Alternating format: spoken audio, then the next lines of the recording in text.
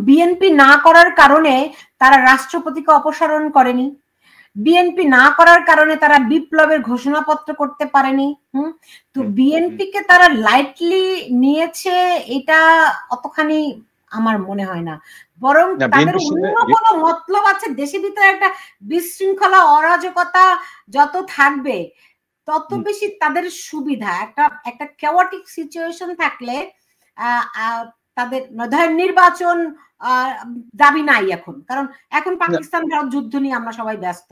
এখন তারা প্রধান উপদেষ্টা বাসভবন ঘেরাও, মানে মাইন্ডটাকে আপনার চিন্তাটাকে ক্রমাগত অন্যদিকে ডাইভার্ট করা, ক্রমাগত অ্যানার্কি তৈরি করে রাখা যখন একটা উদ্দেশ্য থাকে। এবং এর পেছনে আপনি যদি বললেন পাকিস্তানের রাষ্ট্রদূত কক্সবাজার গেছেন আজকে, এটি খবরটা আমিও পেয়েছি। তারপরে পাঁচটি বড় ধরনের কভার্ড ভ্যান যেখানে লেখা ইউএন এবং কালো কালিতে ইউএন লেখা, এরকম ছবি আমার কাছেও আছে। যে এইগুলোতে করে কি পরিবহন করা হচ্ছে কেউ জানে না, এবং এগুলো যে ইউএন এর কভার্ড ভ্যান না সেটিও মোটামুটি নিশ্চিত, কারণ ইউএন লেখাটাকে ব্লু কালিতে, এটি লেখা কালো কালিতে, সুতরাং এটি একটা আই ওয়াশ। এত বড় কভার্ড ভ্যান অন্তত 5টা। তার উপরে ঢাকায় নাকি ক্রমাগত পরিবহন বিমান দেখা যাচ্ছে, হেলিকপ্টার চক্কর দিচ্ছে, সবকিছু মিলিয়ে একটা যুদ্ধ নাকি অবস্থা। আমাকে যদি একটু খোলাসা করতেন, শুধুমাত্র বিএনপি চেয়ারপারসনের ফেরত আসা রাজকীয় ট্রিটমেন্ট পাওয়াটাই কি মানে আপনি এটা যে আপনি যেটা বললেন এটা হচ্ছে দীর্ঘদিন ধরে চলে আসছে, এটি আমরা দেখে অভ্যস্ত। যে আমি এর আগেও আপনার অনুষ্ঠানে বলেছি যে ডক্টর ইউনূসের হাতে অনেকগুলো অপশন আছে নির্বাচনকে পিছিয়ে দেওয়ার জন্য, অনেকগুলো অপশন। একটা অপশন কার্যকর হলে বা ফেল করলে উনি পরের মাসে আর একটা অপশন পাবেন, এরকম অনেকগুলো অপশন কিন্তু ওনার হাতে স্টোর হয়ে আছে।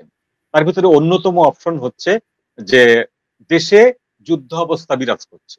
তো এই যুদ্ধ অবস্থা বিরাজ করছে তো এটা আগস্ট মাসের পর থেকেই। আইন শৃঙ্খলা পরিস্থিতি ঠিক নেই, যেখানে সেখানে মানুষ মব জাস্টিস হচ্ছে, মব ভায়োলেন্স হচ্ছে, মানুষ খুন হচ্ছে, এটা তো যুদ্ধ অবস্থায়। তারপরে এক গ্রুপ সরাসরি গৃহযুদ্ধের হুমকি দিচ্ছে, আওয়ামী লীগ মিছিল করতে নামলে আওয়ামী লীগের নেতাকে পাচ্ছে না, তার স্ত্রীকে তুলে নিচ্ছে, তার সন্তানকে তুলে নিচ্ছে। যে এই ধরনের যে একটা মব ভায়োলেন্স বা মব জাস্টিসের নামে তারা যে একটা এনার্কি করছে, এটা তো কন্টিনিউশন হচ্ছে, চলছে, আগস্ট মাস থেকে চলছে।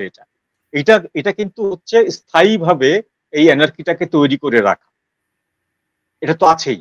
আমি যেটা বলছি যে নতুন তিনটি কারণ হচ্ছে যে তিনটি কারণ একটু আগে যেটা বললাম, যে সেই তিনটি কারণ হচ্ছে তারা বিএনপির সাথে তাদের যে একটা বোঝাপড়া ছিল যে বিএনপিকেও আওয়ামী লীগের পরিণতি ভোগ করতে হবে, তারা কিন্তু এই হুমকি বহুবার দিয়েছেন। তো বিএনপিকে সেই জায়গা থেকে বিএনপিকে তারা কিন্তু আবিষ্কার করছে কালকের থেকে যে বিএনপিকে কিন্তু অত সহজে পরাস্ত করা যাবে না, এবং বিএনপিকে একটা ভয় দেওয়ার একটা ইচ্ছা হতে পারে আজকের এই সমাবেশ করে, যে আপনারা যদি আমাদের কথা মতো বা না চলেন সেক্ষেত্রে আপনাদের আওয়ামী লীগের পরিণতি বরণ করতে হতে পারে। তো এই ধরনের একটা প্ল্যান থেকে এই এনার্কি গুলো সৃষ্টি হচ্ছে। এখন দেখার বিষয় হচ্ছে যে এইটাকে সরকার কিভাবে হ্যান্ডেল করে। সরকার যদি এই মবের কাছে পরাজিত হয়, যদি কালকেই সরকার ঘোষণা করে দেয় যে ঠিক আছে যুবলীগ নিষিদ্ধ, আওয়ামী লীগকে মূল কোর আওয়ামী লীগ বাদ দিয়ে অন্যান্য আওয়ামী লীগের শাখা সংগঠন সব নিষিদ্ধ, এটি হয়তো বলে দিল, বা সরকার যদি সরাসরি আওয়ামী লীগকেও নিষিদ্ধ করে দেয়, তাহলেও কি এই এনার্কিটা বন্ধ হবে? বন্ধ হবে না। তখনও কিন্তু এই এনার্কিটা চলতে থাকবে, এই জন্য যে নির্বাচন না, আমরা আগে সংস্কার চাই, সংস্কারের পরে আমরা স্থানীয় নির্বাচন চাই, স্থানীয় নির্বাচনের পরে আমরা গণভোট চাই, গণভোটের পরে যদি জনগণ ডক্টর ইউনূসকে আরো 5 বছর সময় দেন তাহলে 5 বছর নির্বাচন হবে না, যদি জনগণ বলে 2 বছর পর নির্বাচন তাহলে 2 বছর পর নির্বাচন। প্ল্যান তো সব ছককাটা আছে, আর খুব ইন্টারেস্টিং একটা জিনিস এখানে অবশ্যই একজন মন্তব্য করেছেন, আপনি দেখতে পাচ্ছেন যে করিডোর চট্টগ্রাম বন্দর বিষয় নিয়ে কথা না বলতে ডক্টর ইউনূসের ইশারায় এনসিপি এই নাটক করছে।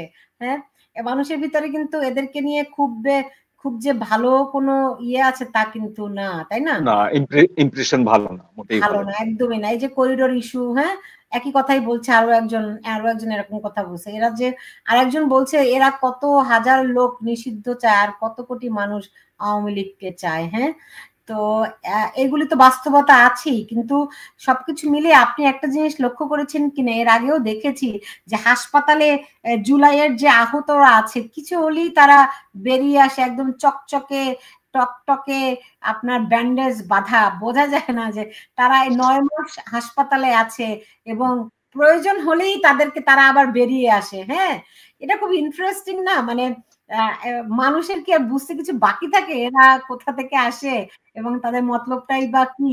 মানুষের ওই ইমোশন গুলোই এখন ভোঁতা করে ফেলেছে তারা। তারা মানুষ মনে করছে তারা আসলে নাটক করছে।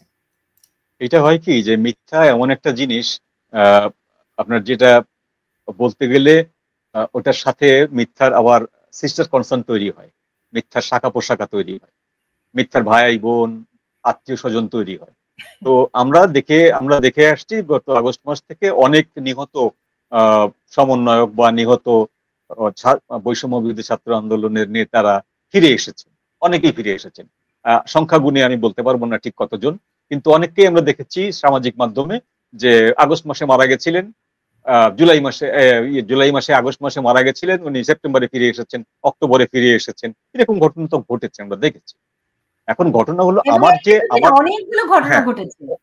অনেকগুলো ঘটেছে, ওই জন্য বললাম যে সংখ্যাটা আসলে ম্যাটার করে না, কিন্তু ফিরে এসেছেন যে তার ছবিও দেখা যাচ্ছে যে ওই মারা যাওয়ার সময় তার যে আত্মীয় স্বজনদের যে ছবি, যে আফসোসের যে স্ট্যাটাস গুলো, আর ফিরে আসার পরে তাদের তাদের যে সুক্রিয়ার স্ট্যাটাস গুলো পাশাপাশি দেখা যাচ্ছে। তো এটা একটা বিষয়। তার থেকে বড় একটা সিগনিফিকেন্ট বিষয় হচ্ছে, যেটি আমরা এখন পর্যন্ত আলোচনা করিনি এই অনুষ্ঠানে, সেটি হচ্ছে যে যারা বাংলাদেশে সারা জীবন ধরে মার্কিন সাম্রাজ্যবাদ, মার্কিন দখলদার, সাম্রাজ্যবাদী পুঁজি, সাম্রাজ্যবাদী দখলদারিত্ব, এইসব কথা বলে এসছেন, এইসব বলে বলে রাজনীতি করেছেন, সেই ব্যক্তিবর্গগুলো বা এবং সেই পার্টিগুলো দেশের এত বড় একটা ঘটনা ঘটার পরে একটি বিবৃতি ছাড়া, পার্টিগতভাবে একটি অফিসিয়াল বিবৃতি ছাড়া আর কোনো ভূমিকা কিন্তু নেননি। আপনার একটা অনুষ্ঠান দেখছিলাম আমি গত কালকে আনু ভাইয়ের সাথে এয়ার আপনার নিজুমের। তো সেখানে আনু ভাইকেও প্রশ্ন করা হয়েছিল যে আনু ভাই বিভিন্ন ভাবে ব্যাখ্যা দিয়েছেন যে এই করা হচ্ছে সেই, হ্যাঁ আমরা তো বসে নেই, কিন্তু আমি তো জানি যে বসে আছে। যখন আপনারা যখন যে উদ্দীপনা নিয়ে সুন্দরবনের রামপাল বিরোধী আপনারা মুভমেন্ট করেছেন, সেই উদ্দীপনার এক অংশ দিয়েও কিন্তু আপনারা করিডোর বিরোধিতা করেন।